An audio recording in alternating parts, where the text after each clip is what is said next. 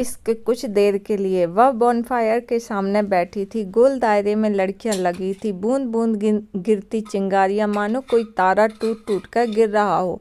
सुर्ख लाल पीला तारा, चमकदार चटकीला तारा, लड़कियों की दरारों से टूट टूट कर गिरती चिंगारियां, पता नहीं कितने असंख्य तारों की तरह गिरता तारा, पता नहीं कितने असंख्य तारे उस पल उसके मन के आकाश पर ओढ़नी पर लगे सितारों की तरह बिखर रहे थे। ऑफ सीजन होने के कारण रिजॉर्ट में भीड़ भी नहीं थी।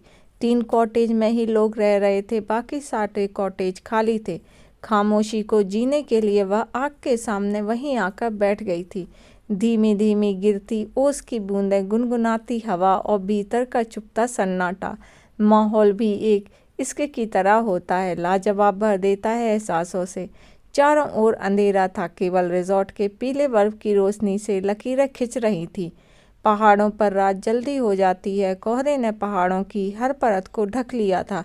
हरियाली का केवल आभास हो रहा था। तब लगा खामोशी भी रुला सकती है। होंठों पर एक गीत आ गया, बाबरा मन देखने चला एक सपना। जब भी शहर की भागदौड़ उसके मन प्राणों को निस्तेज करने लगती, वह चली जाती है पहाड़ों पर। उसने उसकी बहन से सुना था कि उसे पहाड़ों से प्यार है।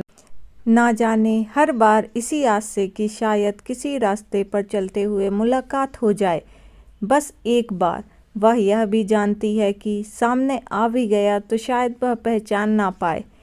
15 वर्षों का अंतराल कम नहीं होता, खासकर जब किशोर अवस्था को लांघ जवानी का एक पड़ाव पार कर चुका हो।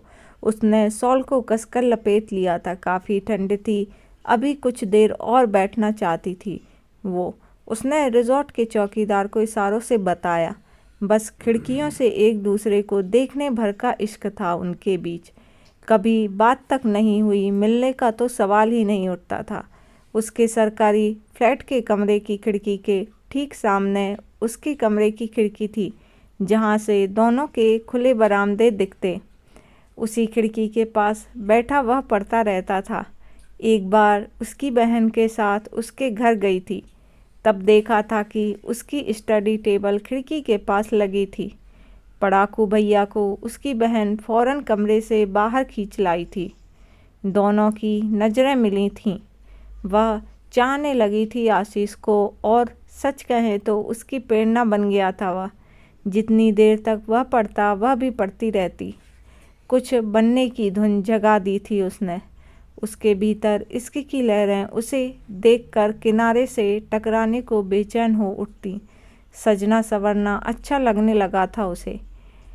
12th में उसने टॉप किया और वह भी फर्स्ट आई। वह चला गया उसके बाद। NDA ज्वाइन कर लिया था उसने। पापा रिटायर्ड हो गए और वह वहाँ से आ गई। ना जाने क्यों उसके बाद वह किसी से प्यार नहीं कर पाई। बहुत समझाती थी खुद को, वह एक सपना था, उसके बाबरे मन का ख्वाब जो कब का हवा में साथ बहकर उठ चुका है। भूल चुका होगा वह उसे। खिड़कियों से नज़ारों का टकराना भी क्या किसी को याद रह सकता है?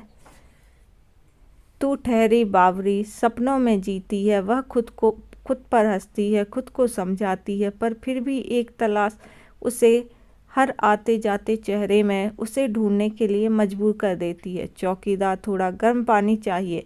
एक आवाज़, एक चेहरा वहीं कुछ दूर खड़ा था।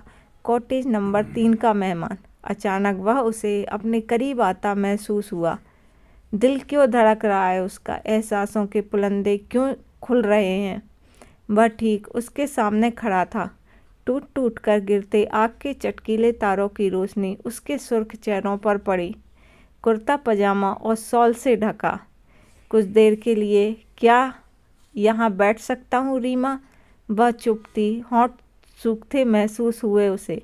कान तपने लगे। उसका नाम जिन होंठों से निकला था, जो नज़रें उसे एकटक देख रही थीं। कुछ है क्या इसमें उसके लिए?